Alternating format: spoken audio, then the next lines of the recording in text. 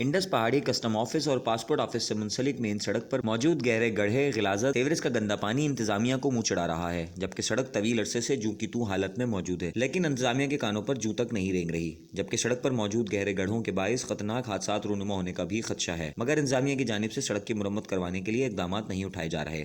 इसके अलावा सड़क पर सीवरेज का गंदा पानी सड़क पर मौजूद गहरे गड्ढों में जमा होकर राहगीरों की मुश्किलात में इजाफे का बाइस बनता है। वाज़ह है कि सड़क से हैवी ट्रैफिक की आमदोरफ्त का सिलसिला भी जारी रहता है, लेकिन गहरे गड्ढों की वजह से अक्सर औकात ट्रैफिक की रवानी में भी खलल पैदा होता है।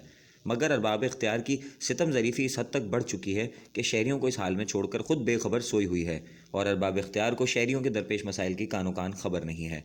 जबकि सड़क पर जगह जगह गिलाजत के ढेर भी लगे हुए हैं, जिससे उठने वाली गंदी बदबू राहगीरों और शहरियों का जीना दुश्वार कर रही है। राहगीरों और शहरियों ने ज़िला इंतज़ामिया से पुरज़ोर अपील की है कि दरपेश मसाइल को फौरी हल किया जाए ताकि उनकी मुश्किलात में कमी आ सके।